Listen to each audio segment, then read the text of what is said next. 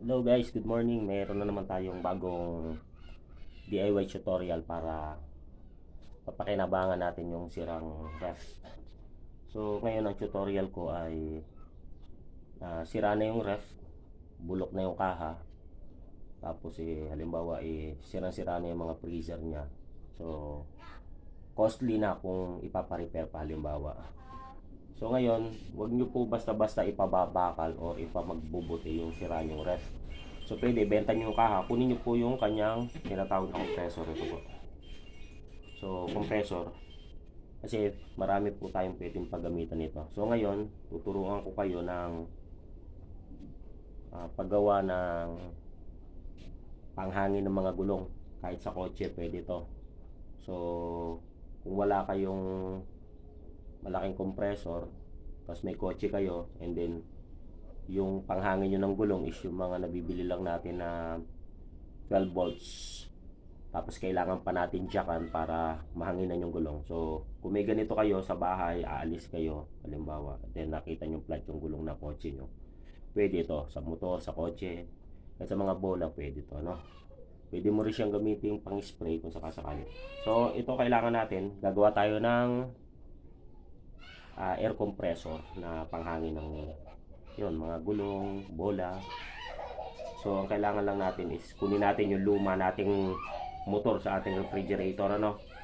So pag nakuha na natin, so halimbawa po ito ay nakakabit pa sa ating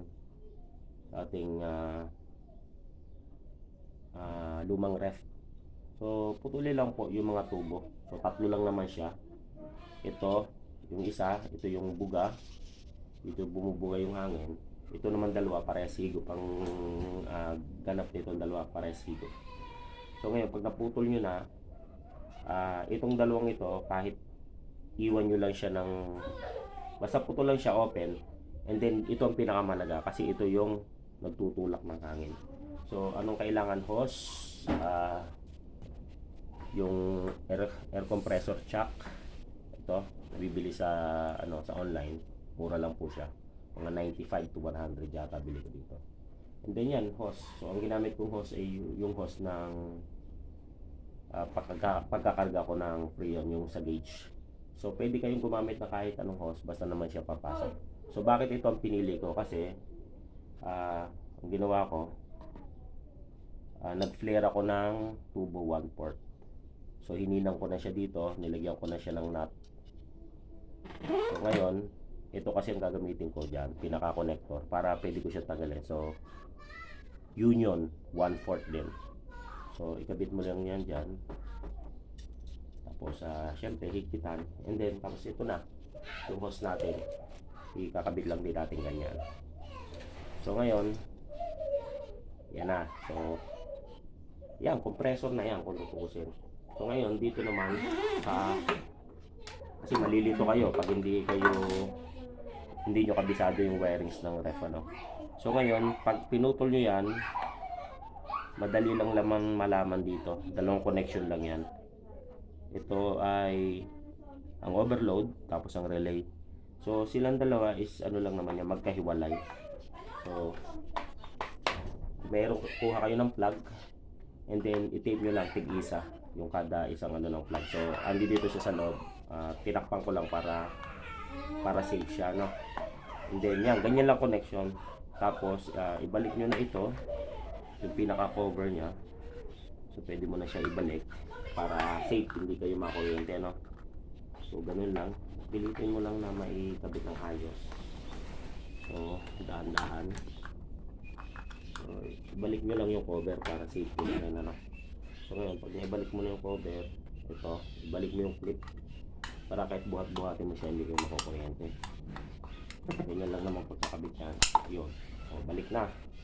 So ngayon ito na, meron ka ng air compressor. So ngayon pag sinaksak mo siya 220, pansin nyo may hangin na lalabas dito. So ito na po, saksak natin. So ito nga pala, direkta pa lang to. So sa susunod, mag-upload ako ng video, kakabitan natin siya ng tangke at ng pressure switch para makalikha tayo ng parang compressor talaga. kusa siya mag-automatic pag puno na ng hangin. And then pag konti na aandar. So ngayon ito muna yung basic lang muna ituturo ko ito. So ngayon kailangan natin higpitan ito.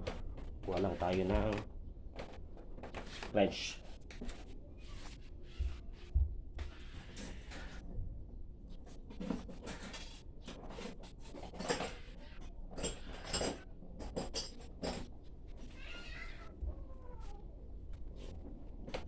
Na, higpitan na lang natin. So again, madali lang siya. Tatlo lang naman yung nakakonekta sa motor pag galing sa rep. So kailangan lang natin siya putulin ng maayos. Gamit tayo ng tube cutter. Kung wala man, hindi kahit lagarin tsagain nyo. Kaya higpitan lang natin, ano? Yan, higpit na. Tapos ito na, moment of truth. Maghahangin na tayo. Ito na yung kanyang plug. So isaksak na natin. Ayun na, maandar na siya.